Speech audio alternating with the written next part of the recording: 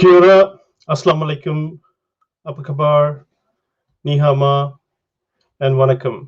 Welcome to DMEC Live, another segment. We did this a while ago at the Race Relations Week with Meng Foon and a few other partners for Race Relations Week.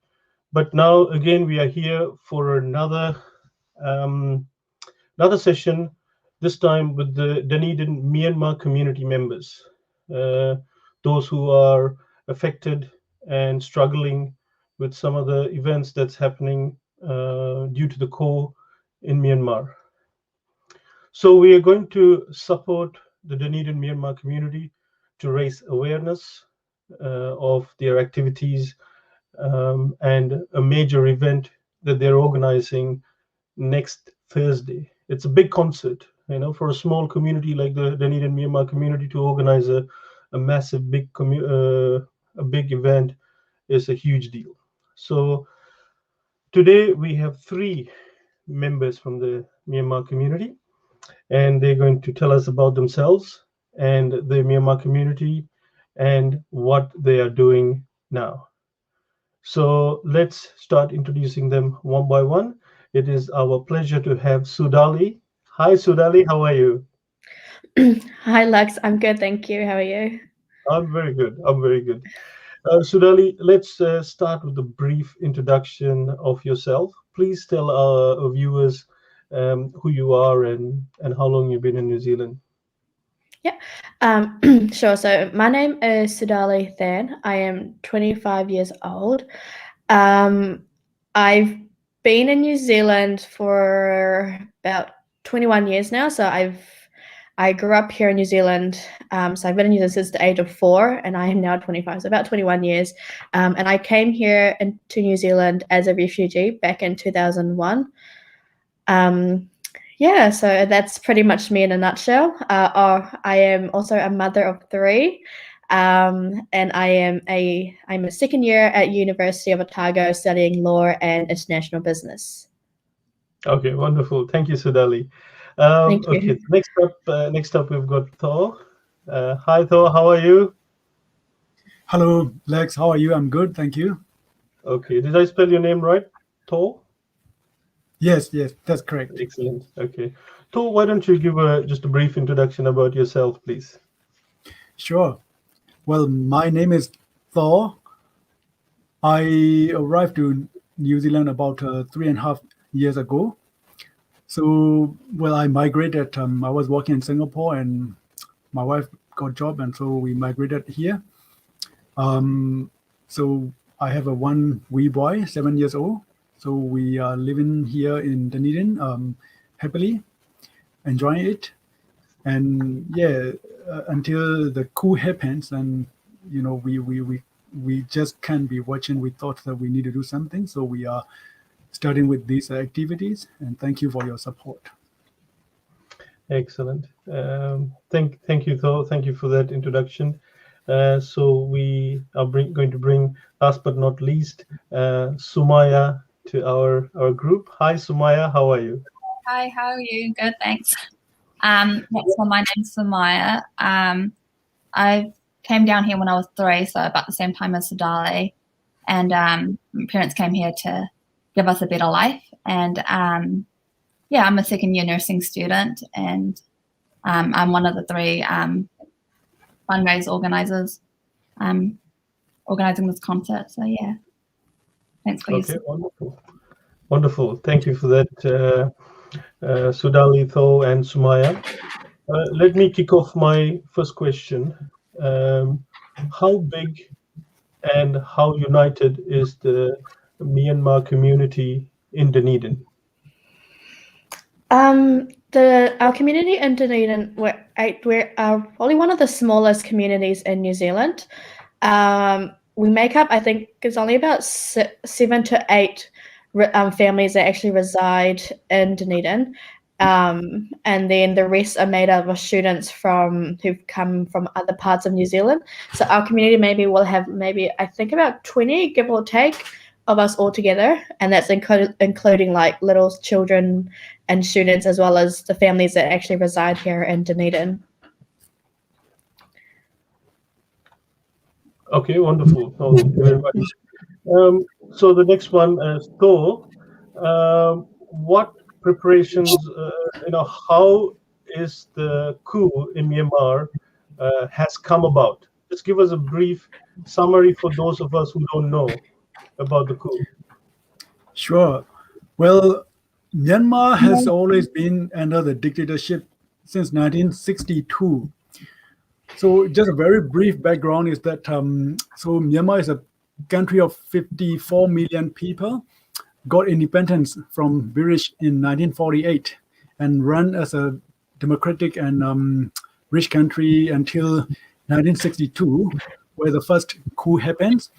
And then from 62 until 1988, there has been a lot of small uprise small and big uprise for the democracy, but military has suppressed it. And in 1988, there was a very big, massive nationwide uprise for democracy, well known as Triple Eight, like on the 8th of August 1988, the uprise. That was a very big uprise since the 1962 dictatorship. But then again, the army did a second coup in September 1988, and then the next generation junta, that means the second generation junta, ruled the country until recently this they opened up in like 5 years ago. They opened up like the very first free elections. So the elections were held in I think 2000. So it's like 5 years ago, and then the very first democratic government was formed and ruling. So then again, that time, so it's a very unique setup because the junta has drafted and prepared the constitution like in their winning way. So that includes the three major ministries, which are defense and home affairs and internal affairs. So these are not under the parliament. They separate as they operate as under the military chief, and also the armed forces also is like not under the parliament. So all these three are running under the military chief, and also the military has 25% guaranteed seats in the parliament. So that means no rule has been able to like pass through the parliament because like military always voted against it. So but yet the democratic government was able to bring the country to certain extent, like despite the 50 years of dictatorship and left behind, within just little 5 years they were able to progress to some extent. And then that coup happened. So that was in like the last February, so the 1st of February. So then the new term of the democratic government was supposed to formed, and then on that very day where the new parliament was supposed to announce, the military coup happened. Most of them were not expecting that. Like a lot of them, people are caught by surprise. So there are a lot of theory behind why the person behind the coup wanted to make it.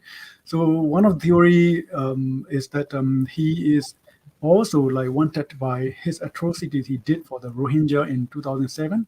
So he's most wanted by the I think ICJ, and also like his term as I think chief of the army is like already like going to expire. So in fact, he's in his extension time. So he doesn't want to lose his power, and like he doesn't want to face the justice. So a lot of people think that is the driver behind the coup, and also people analyze that his family has been running a lucrative business empire.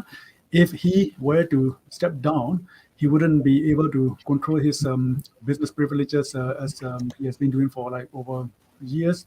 So so that is a main driver people are believing. Yeah.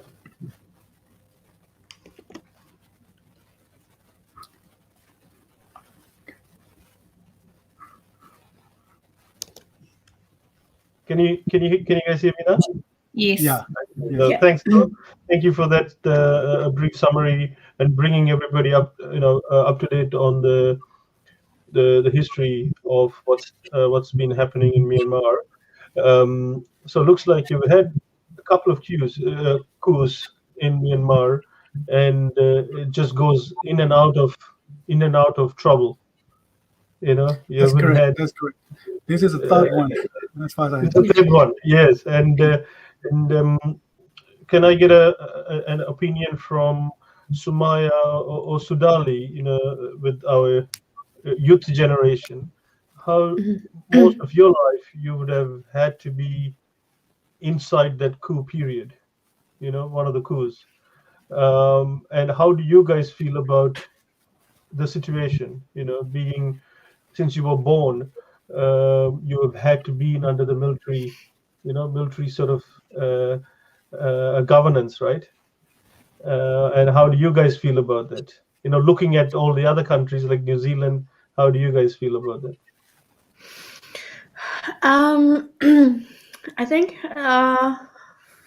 it's difficult, because I was born in one of those rebel guerrilla warfare camps, and so so I was literally born into an environment where I was surrounded by violence and stuff.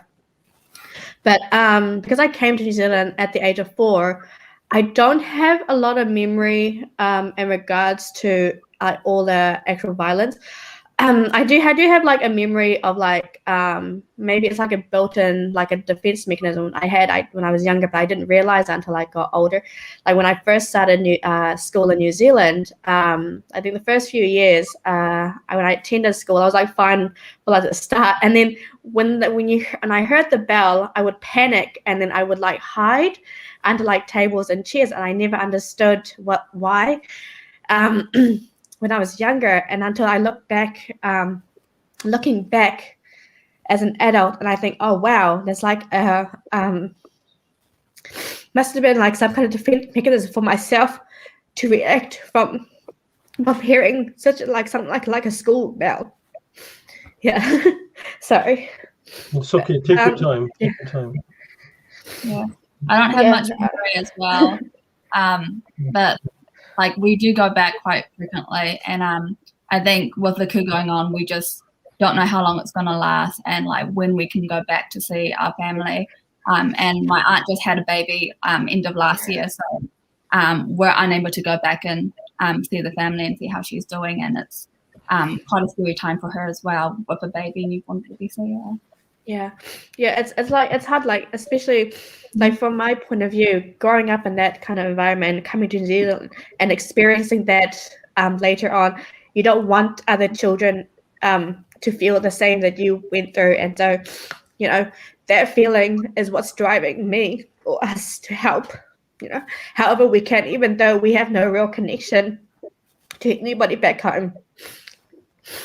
Yeah. I understand. Yeah, no problem. Probably I have more experience because I've been the eldest, and I have been through like my younger days during the second coup, because when they staged the very first coup in 1962, definitely I was not born yet, but I heard from my uncles and my other people, seniors, that it was like really bad, and like people were killed. But the bad thing at that time, no record of phone and things like that. So even the cameras are very rare in 60s and 70s. So we don't really have a record. We only have like people who see it and say it. But then when the second coup happened, it was in 1988. I was I was in middle school, but I do remember everything.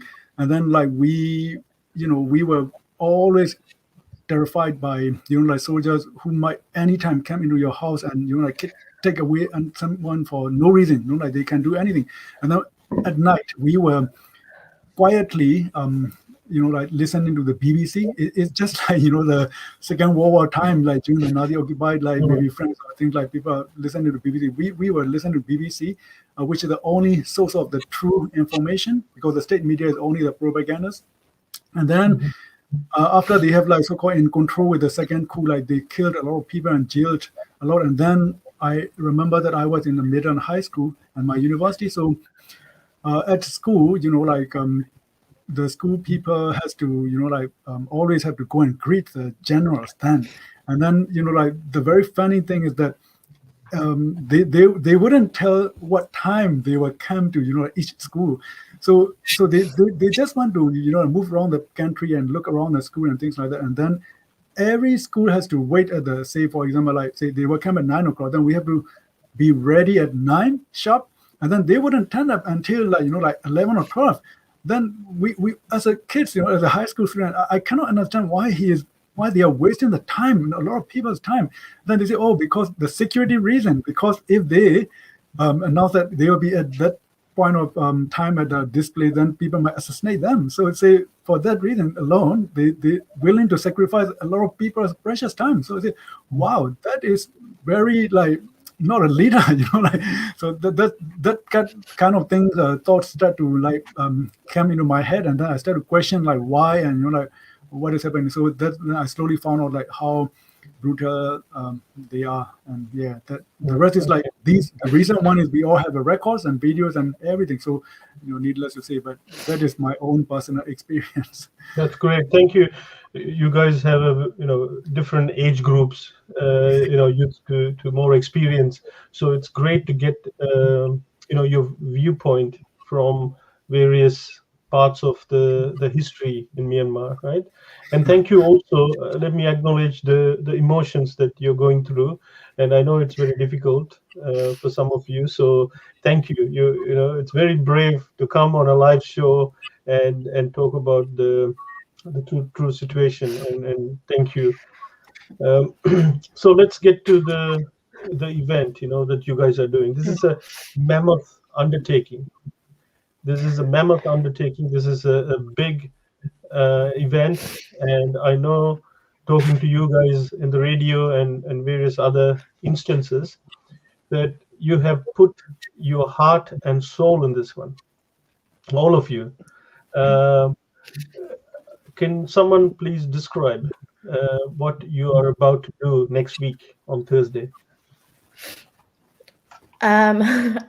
So next week, Thursday, the 27th at 7:30 in the town hall, we'll be hosting a concert, which with 3 aims. One of them is to amplify the voices of Myanmar, 2 to spread awareness of what's happening in Myanmar, and 3 raise funds to send back home.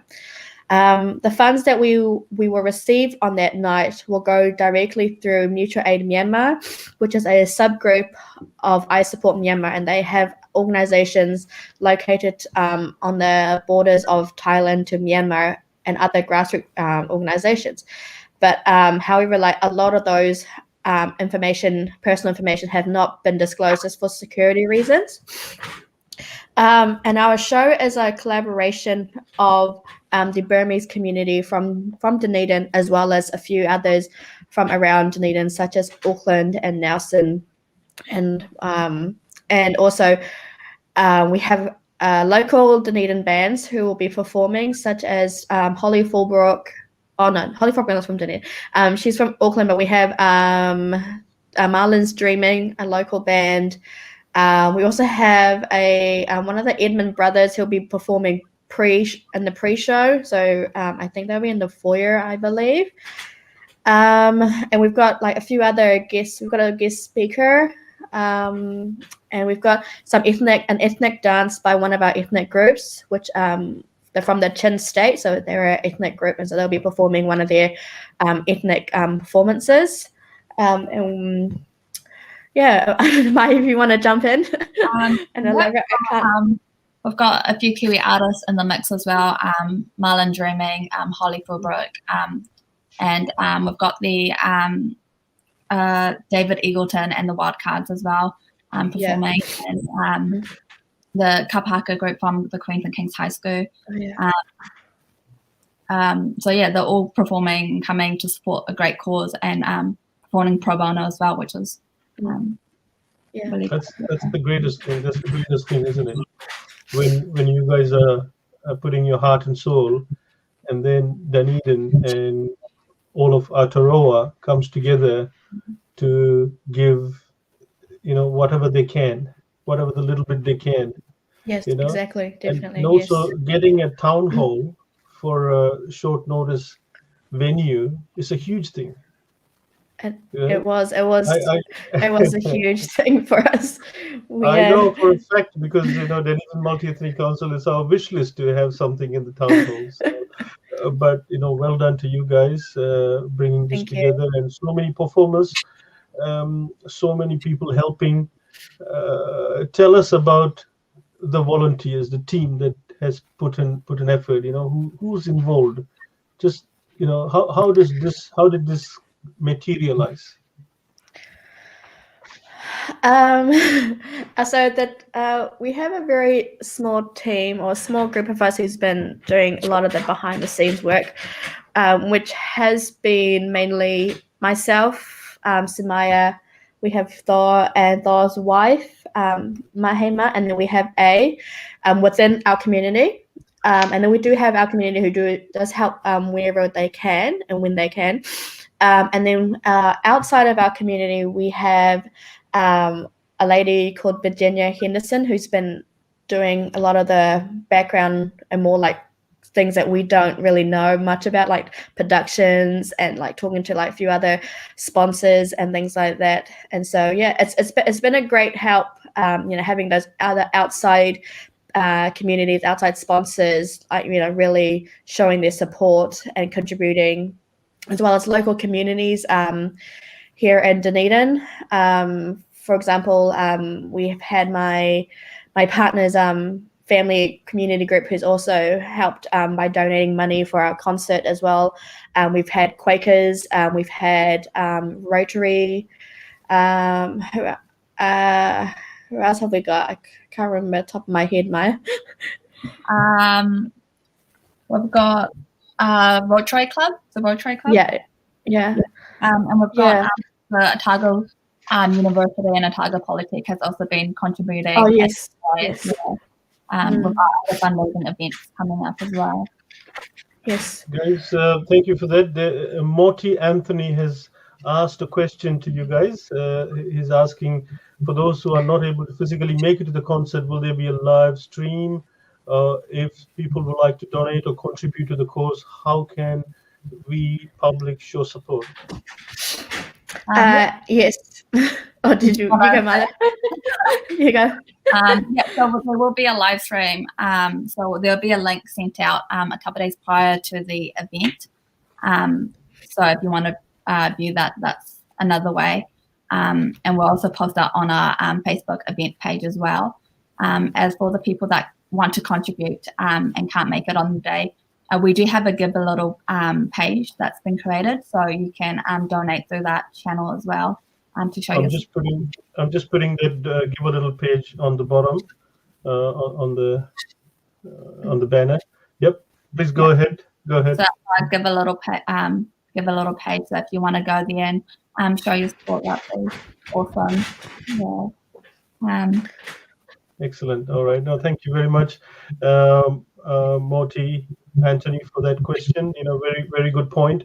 So, for those around Dunedin who cannot make it to Dunedin or make it to the concert, please do open your heart and just give a little bit of whatever you can for this cause, because the small community has come together and put their heart and soul into this big event next week. So, is there anything else that you would like to mention about how the concert was planned and the difficulties that we've been through? Has there been difficulty, or has it been an amazing coming together, or how?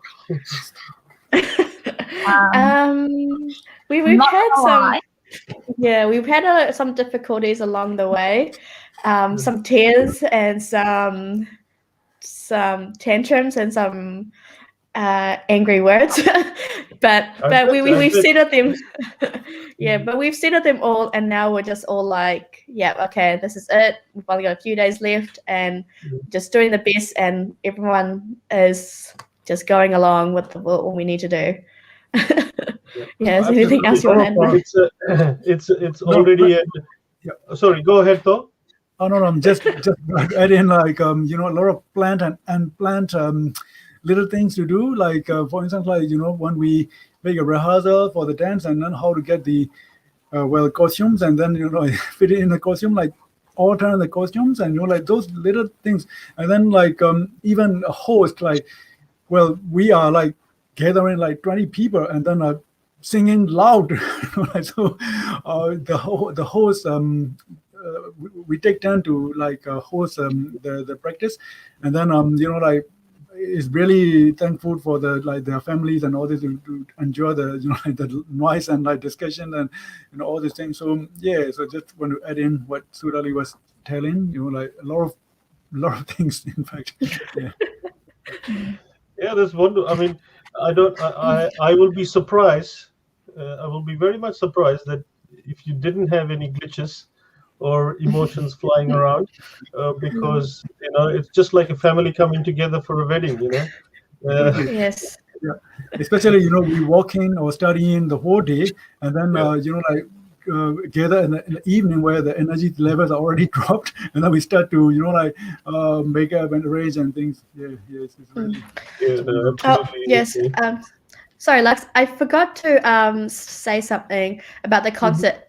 For those who come to the concert and buy a ticket, you will all go into a draw of winning sapphires. So we have 2 blue sapphires to give away under a lucky seat draw. And then we have a pink sapphire that will be up for a silent auction. So if you want to go into the draw of winning sapphires, you should come along and buy a ticket. Oh, great. Yes. That's a very good encouragement. We might just put it on the comments there. So there you go, viewers. Sapphires up for grabs. Sapphires, yes. Yep, excellent. I think we are also arranging the raffle tickets. Like if anyone who want to support but they could not come to concert or anything, then $2 tickets are available for the raffle. Oh, where can you get that? We were selling raffles on Friday in the mall, and then we will bring our raffle tickets to the concert on the night. I think we could potentially plan another pre-sale raffle tickets before the concert sometime early this week. If we do. Tuesday coming at Chicago Politics. So if you want to find out about more what's happening on, there's a seminar happening at the hub as well, and we could probably sell raffles as well. Yeah, exactly. Yeah. Tuesday at lunchtime in the hub at the Polytech. Okay, so let me put that in the comments. So Tuesday, 12:30. 12:30. 12:30 at the hub. PM at the hub. Okay, Polytechnic Hub. Yes. Okay, great. And I think we've got another questions come up. Regards to the planning preparation of the concert and the other events, how was this affected your abilities to keep up with work study on top of what's happening in Myanmar? I sense a vacation to help relax is needed. I bet. Who wants to take this question? For me personally, it has been a huge effect on my studies and my family, because I've been prioritizing this event and the concert and what's happening back home in Myanmar over my studies and my family. So a lot of my time has been allocated just for things that we need to get done in regards to the concert and stuff.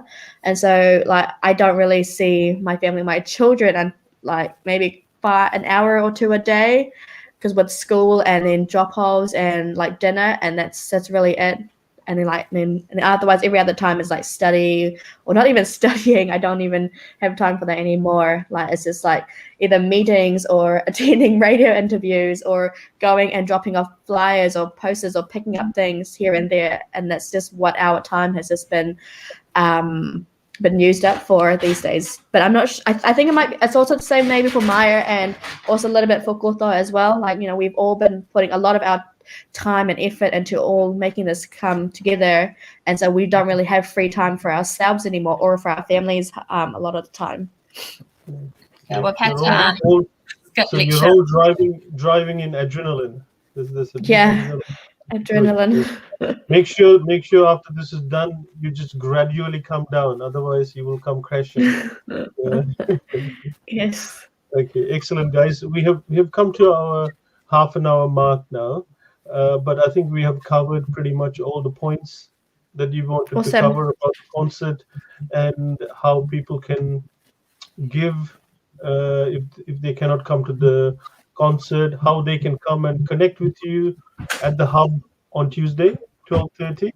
They can Yes. buy raffle tickets. Yep. Yeah. And tell us how, where, and how to get the tickets. So tickets are available on Ticketmaster and at the Regent Theatre. They do have a surcharge on them on top of the prices that we have advertised. And unfortunately, those are unavoidable. But whatever we make from whatever's left over from those charges from Ticketmaster, we will send all back home. We will also have door sales on the night, and the door sales will also be the same pricing as the sales at the Ticketmaster office at the Regent, which I believe is 34 and 24. So 34 for non-students and 24 for students and children, like young from 5 and above. Okay. Yeah, yes.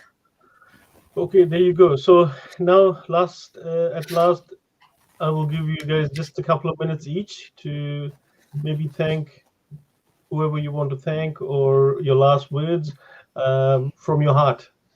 Go for it. Start with Sonali. Let's start with Sonali. I just want to say thanks to my family and my partner for putting up with me and all my just for me, just being so distant from them for a while, and just acknowledging, respecting the fact this is something important to me, and just allowing me to do what I need to do for my country, and also like picking up the pieces that I am now unable to do because I've been so busy. So I just want to say thank you to him, and and also to my mother-in-law for helping out with the children when we need to, since I've become so busy as well. So yes, so thank you to them as well, to, like all of his family and him. So yes, thank you. Great. Sumaya? Yeah, I would just like to thank the Burmese, the Myamnar community in Dunedin, just with like dropping us and like picking us up for like practices, and just like even hosting and letting their place be the area for practice as well, and like the food that Sodali mum cooks as well, which is a massive amount. So just thank you for all that. Sorry, something in my eye. That's okay. Good. That's Tao's turn. Tao, it's yours. Yeah, same as Sudali and Sumaya. So I do would like to thank for everyone who is participating. Like some are really active, like Sudali, Sumaya, and like Nimkyu.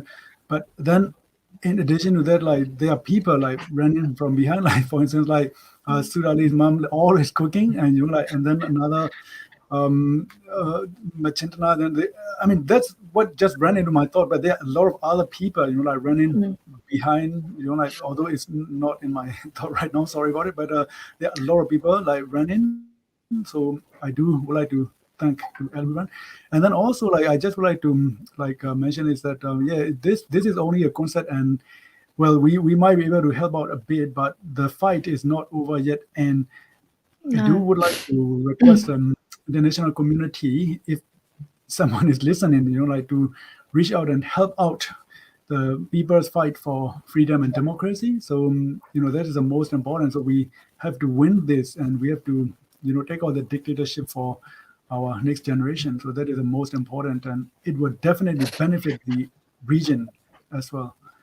So that's what I would like to request in the national community, if they are listening, or if someone could convey the message.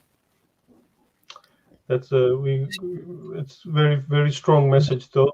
That's very, very Thank you. important that we do recognize democracy, and we all as a world citizen come together to promote that democracy, the freedom, the voice of the people. So on that note, I would like to thank all of you, Sudali, Sumaya, and Tho, for taking your time from your busy schedule and stressful time.